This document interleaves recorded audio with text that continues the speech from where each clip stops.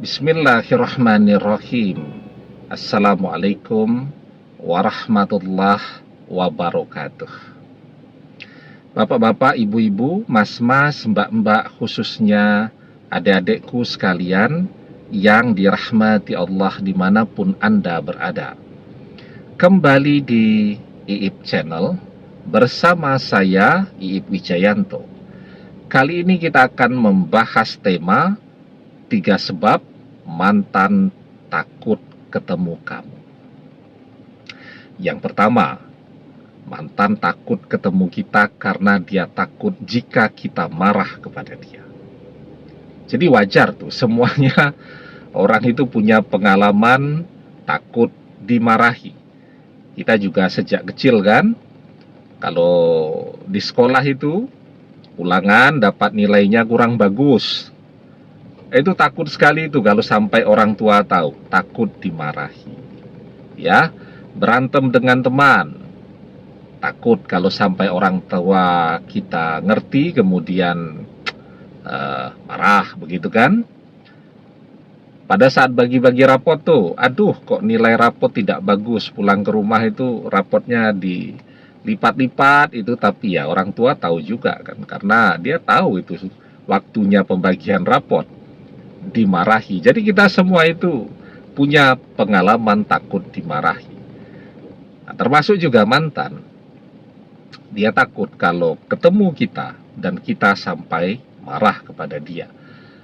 Apalagi mungkin ketika bersama itu kita mungkin pernah marah ya. Jadi dia pernah melihat bagaimana caranya ketika kita marah dan dia takut.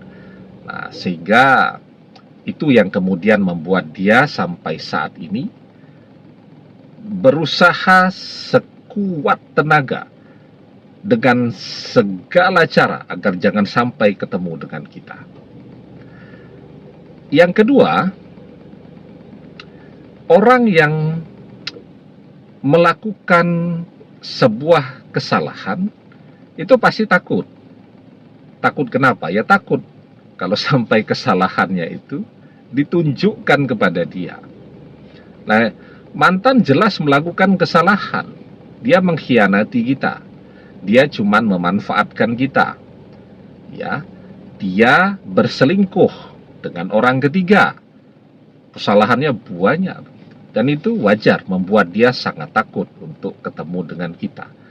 Ya, namanya orang yang salah itu pasti takut. Tapi kalau orang merasa dirinya tidak salah, tidak ada takut-takutnya itu.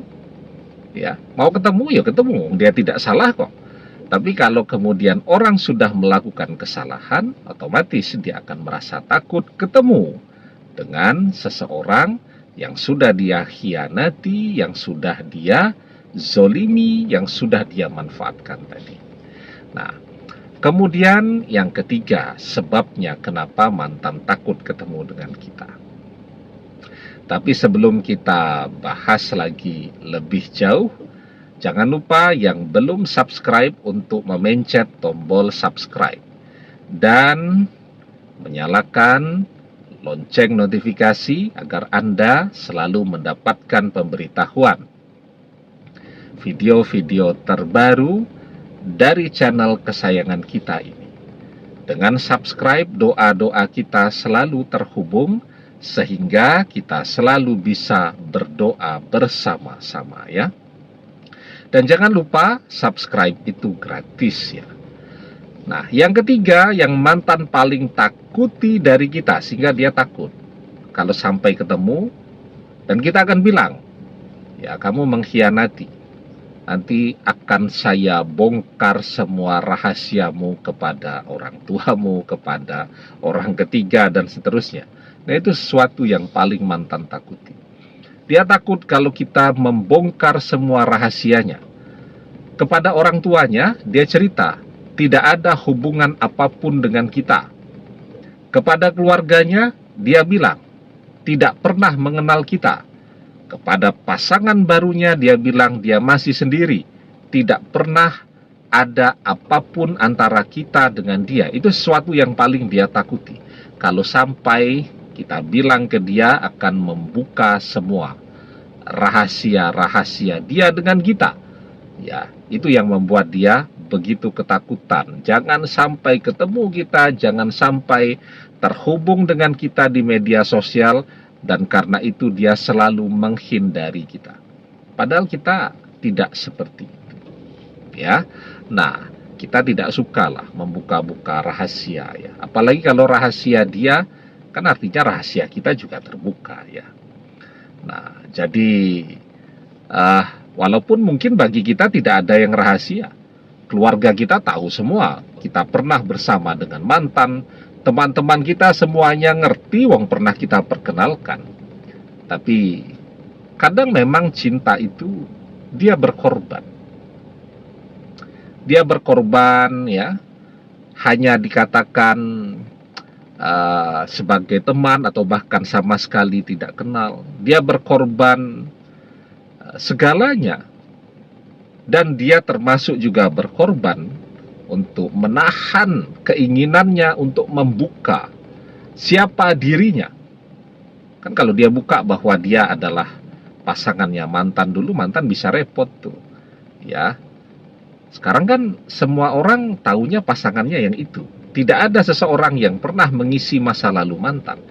Nah, begitu orang ini membuka dirinya, kan mantannya repot tuh. Mantannya akan bisa kehilangan pasangan barunya, ya, bisa tidak dipercayai lagi di pekerjaannya dan seterusnya. Nah, tetapi dia menyimpan itu ya.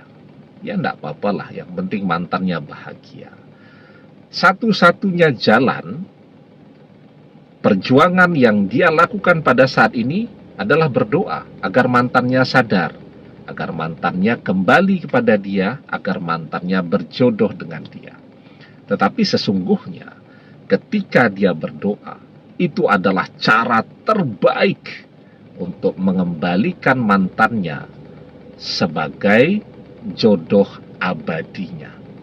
Ya, karena dengan berdoa, maka dari tidak berjodoh, dia bisa berjodoh dengan mantan yang sudah pergi darinya tapi tetap ia cintai.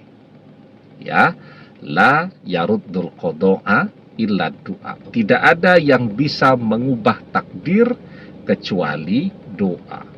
Nah, jadi dia mengesampingkan ya kesempatan dia untuk membuka rahasia mantan.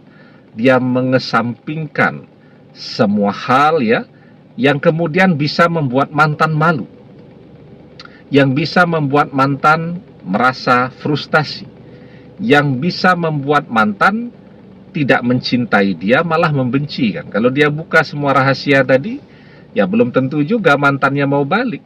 Malah yang ada mantannya kemudian akan semakin membenci dia. Maka dia berpikir dengan jernih.